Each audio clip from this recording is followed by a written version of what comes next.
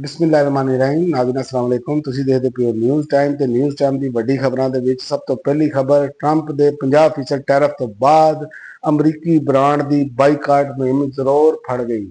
ਉਹ ਭਾਰਤ ਦੀ ਅਮਰੀਕੀ ਮਸਨੂਆਤ ਦੇ ਖਿਲਾਫ ਬਾਈਕਾਟ ਦੀ ਮੁਹਿੰਮ ਜਿਹੜੀ ਹੈ ਭਾਰਤ ਦੇ ਵਿੱਚ ਜ਼ੋਰ ਫੜ ਗਈ ਹੈ, ਜਿਹਦੇ ਵਿੱਚ ਵੱਡੀ ਵਜ੍ਹਾ ਡੋਨਲਡ ਟਰੰਪ ਨੇ ਭਾਰਤੀ ਬਰਾਮਦਾਤ ਤੇ 50% ਟੈਰਿਫ ਆਇਦ ਕੀਤਾ ਸੀ। ਇਸ ਫੈਸਲੇ ਨੇ ਦੋਵਾਂ ਮੁਲਕਾਂ ਦੇ ਦਰਮਿਆਨ ਤਜਾਰਤੀ ਤਲਕਾਤ ਨੂੰ ਸਖਤ ਦਬਾਅ ਦੇ ਵਿੱਚ ਪਾ ਦਿੱਤਾ ਹੈ ਤੇ ਸਮਾਜੀ ਤੇ ਕਾਰੋਬਾਰੀ ਹਲਕਿਆਂ ਦੇ ਵਿੱਚ ਮਕਾਮੀ ਮਸਨੂਆਤ ਨੂੰ ਤਰਜੀਹ ਦੇਣ ਦਾ ਨਾਰਾ ਜਿਹੜਾ ਵੇ ਉਹ ਗੂੰਜਣ ਲੱਗ ਪਿਆ ਹੈ ਔਰ ਅਮਰੀਕੀ ਮਸਨੂਆਤ ਦਾ ਬਾਈਕਾਟ ਕੀਤਾ ਜਾ ਰਿਹਾ ਹੈ। ਤੇ ਇਮਰਾਨ ਖਾਨ ਦੀ ਜ਼ਮਾਨਤ ਦਰਖਾਸਤਾਂ ਖਾਰਜ ਕਰਨ ਦੇ ਫੈਸਲੇ ਤੇ ਚੀਫ ਜਸਟਿਸ ਦੇ ਸਵਾਲਾਤ, ਸੁਪਰੀਮ ਕੋਰਟ ਦਾ ਪੰਜਾਬ ਹੁਕੂਮਤ ਨੂੰ ਨੋਟਿਸ ਜਾਰੀ, ਪ੍ਰੋਸੀਕਿਊਸ਼ਨ ਡਿਪਾਰਟਮੈਂਟ ਨੂੰ ਕਾਨੂੰਨੀ ਸਵਾਲਾਤ ਦੀ ਤਿਆਰੀ ਦਾ ਹੁਕਮ ਦਿੱਤਾ ਹੈ ਤੇ ਸਮਾਤ 19 ਅਗਸਤ ਤੱਕ ਮੁਲਤਵੀ ਕਰ ਦਿੱਤੀ ਹੈ।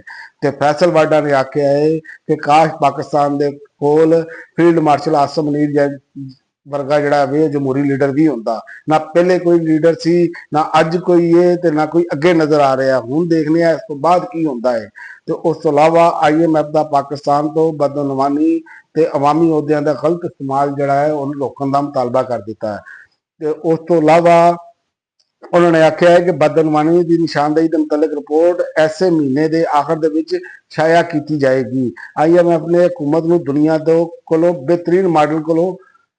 ਬੇਹਤਰੀਨ ਮਾਡਲਾਂ ਕੋਲੋਂ ਸਿੱਖਣ ਦੀ ਗਾਈਡਲਾਈਨ ਜਾਰੀ ਕੀਤੀ ਹੈ ਔਰ ਇਸ ਤੋਂ ਇਲਾਵਾ ਪੰਜਾਬ ਦੀ ਨਵੀਂ ਹੱਦਬੰਦੀ ਤੇ ਨਵਾਂ ਸੂਬਾ ਬਣਾਉਣ ਦਾ ਮਨਸੂਬਾ, ਨਵੇਂ ਸੂਬੇ ਦਾ ਨਾਂ ਵੀ ਜਿਹੜਾ ਹੈ ਉਹ ਤਜਵੀਜ਼ ਕਰ ਦਿੱਤਾ ਗਿਆ ਹੈ। ਇਸ ਹਵਾਲੇ ਨਾਲ ਬਿੱਲ ਕੌਮੀ ਅਸੈਂਬਲੀ ਦੇ ਵਿੱਚ ਪੇਸ਼ ਤੇ ਸਪੀਕਰ ਰਿਆਜ਼ ਸਾਬਰ ਨੇ ਬਿੱਲ ਤੇ ਮਜ਼ੀਦ ਗੌਰ ਵਾਸਤੇ ਮੁਤਲਕਾ ਕਾਇਮਾ ਕਮੇਟੀ ਨੂੰ ਭੇਜ ਦਿੱਤਾ ਹੈ, ਜਿਹਦੇ ਤਹਿਤ ਮੌਜੂਦਾ ਸੂਬਾ ਪੰਜਾਬ ਨੂੰ ਤਕਸੀਮ ਕਰਕੇ ਇਹਦੇ ਵਿੱਚ ਮਗਰਬੀ ਪੰਜਾਬ ਦੇ ਨਾਂ ਤੋਂ ਇੱਕ ਨਵਾਂ ਸੂਬਾ ਤਸ਼ਕੀਲ ਦੇਣ ਦੀ ਤਜਵੀਜ਼ ਦਿੱਤੀ ਗਈ ਹੈ। ਤੇ ਗਵਰਨਰ ਸਿੰਧ ਦਾ ਜਿਹੜਾ ਹੈ ਉਹ ਕਹਿਣਾ ਹੈ ਕਿ ਵੋਟ ਦੇਣਾ ਹੈ ਤੇ ਦਿਓ, ਕੋਈ ਫਰਕ ਨਹੀਂ ਪੈਂਦਾ, ਪਹਿਲੇ ਵੀ ਦਿੱਤਾ ਸੀ ਨਿਕਲਿਆ ਨਹੀਂ ਤੇ ਹੁਣ ਕੀ ਹੋਏਗਾ। ਗਵਰਨਰ ਸਿੰਧ ਦਾ ਆਵਾਮ ਤੇ ਤੰਜ਼।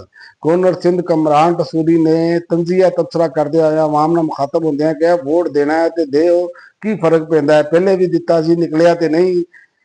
ਉਹਨਾਂ ਨੇ ਇਹ ਖਿਤਾਬ ਜਿਹੜਾ ਹੈ ਸੂਬਾਈ ਦਾਰ ਹਕੂਮਤ ਕਰਾਚੀ ਦੇ ਵਿੱਚ ਇੱਕ ਤਕਰੀਰ ਨਾਲ ਖਿਤਾਬ ਕਰਦੇ ਹੋਇਆ ਉਹਨਾਂ ਨੇ ਇਹ ਲੋਕਾਂ ਨੂੰ ਤੰਜ਼ ਕੀਤਾ। ਉਸ ਤੋਂ ਇਲਾਵਾ ਇੰਡੋਨੇਸ਼ੀਆ ਦੇ ਸੂਬੇ ਪਾਪੂਆ ਦੇ ਵਿੱਚ ਸ਼ਦੀਦ ਜ਼ਲਜ਼ਲਾ, ਜਗਾਰਤਾ ਨੇ ਅਮਰੀਕੀ ਜਿਓਲੋਜੀਕਲ ਸਰਵੇ ਦੇ ਮੁਤਾਬਕ ਮੰਗਲ ਨੂੰ ਇੰਡੋਨੇਸ਼ੀਆ ਦੇ ਮਸ਼ਰਕੀ ਖਿੱਤੇ ਦੇ ਪਾਪੂਆ ਦੇ ਵਿੱਚ 3.6 ਦਾ ਜ਼ਲਜ਼ਲਾ ਰਿਕਾਰਡ ਕੀਤਾ ਗਿਆ ਹੈ। ਤਾਂ ਮਾਹਿਰੀਨ ਦਾ ਕਹਿਣਾ ਹੈ ਕਿ ਜ਼ਲਜ਼ਲੇ ਤੋਂ ਬਾਅਦ ਸੁਨਾਮੀ ਦਾ ਕੋਈ ਖਤਰਾ ਨਹੀਂ। ਤੇ ਬੁੱਢੀ ਨੇ ਬੰਦੇ ਦੀ ਚਤਰੋਲ ਕਰ ਦਿੱਤੀ, ਉਹਨੇ ਬੰਦੇ ਨੇ ਖੂਨ ਤੋੜਿਆ ਤੇ ਬੁੱਢੀ ਨੇ ਸਰੇਆਮ ਚਤਰੋਲ ਕੱਢਤੀ। ਹੈ ਵਾਕਿਆ ਪੇਸ਼ ਆਇਆ ਇਹ ਭਾਰਤੀ ਰਿਆਸਤ ਪ੍ਰਦੇਸ਼ ਦੇ ਵਿੱਚ।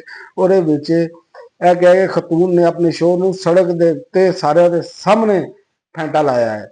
ਤੇ ਉਸ ਤੋਂ ਇਲਾਵਾ ਗਜ਼ਾ ਦੇ ਵਿੱਚ 5 ਸਾਥੀਆਂ ਦੀ ਸ਼ਹਾਦਤ, ਪਾਕਿਸਤਾਨ ਸਮੇਤ ਦੁਨੀਆ ਭਰ ਦੀ ਜਿਹੜੀ ਹੈ ਉਹ ਇਸਰਾਈਲ ਦੀ ਮਜ਼ਮਤ ਕੀਤੀ ਹੈ। ਪਾਕਿਸਤਾਨ, ਕਤਰ, ਬਰਤਾਨੀਆ, ਈਰਾਨ, ਅਕਵਾਮ ਮੁਤੱਹਿਦਾ ਤੇ ਹੋਰ ਜਿਹੜੀ ਇਨਸਾਨੀ ਹਕੂਕ ਦੀਆਂ ਤਨਜ਼ੀਮਾਂ ਨੇ ਉਹਨਾਂ ਨੇ ਇਹਨੂੰ ਇਨਸਾਨੀ ਹਕੂਕ ਦੀ ਸੰਗੀਨ ਖਿਲਾਫ ਵਰਜੀ ਕਰਾਰ ਦਿੱਤਾ ਹੈ। ਤੇ ਬਰਤਾਨੀਆ ਨੇ ਗੈਰ ਮੁਲਕੀ ਮੁਜਰਮਾਂ ਨੂੰ ਫੌਰੀ ਤੌਰ ਤੇ ਮੁਲਕ ਬਦਲ ਕਰਨ ਦਾ ਫੈਸਲਾ ਕੀਤਾ ਹੈ। ਬਰਤਾਨੀਆ ਦੇ ਨਵੇਂ ਕਾਨੂੰਨ ਦੇ ਤਹਿਤ ਗੈਰ ਮੁਲਕੀ ਮੁਜਰਮਾਂ ਨੂੰ ਫੌਰੀ ਤੌਰ ਤੇ ਮੁਲਕ ਬਦਲ ਕੀਤਾ ਜਾਏਗਾ। ਬਰਤਾਨਵੀ ਵਜ਼ੀਰ ਇਨਸਾਫ ਸ਼ਬਾਨਾ ਮਹਮੂਦ ਦੇ ਮੁਤਾਬਕ ਸਜ਼ਾ ਪਾਉਣ ਵਾਲੇ ਜਿਹੜੇ ਗੈਰ ਮੁਲਕੀ ਕਹਿੰਦੇ ਉਹ ਮੁਕਰਰਾ ਮੁੱਦਤ ਜਿਹੜੀ ਮੁਕੰਮਲ ਕਰ ਲੈਣਗੇ ਤੇ ਉਹਨਾਂ ਨੂੰ ਉਹਨਾਂ ਦੇ ਮੁਲਕ ਵਿੱਚ ਵਾਪਸ ਭੇਜਤਾ ਜਾਏਗਾ। ਹੁਣ ਤੱਕ ਲਈ ਨਾਜ਼ਰੀਨ ਇੰਨਾ ਹੀ। ਅਗਲੇ ਬੁਲੇਟਿਨ ਤੱਕ ਇਜਾਜ਼ਤ ਦਿਓ। ਅੱਲਾਹ ਹਾਫ਼ਿਜ਼।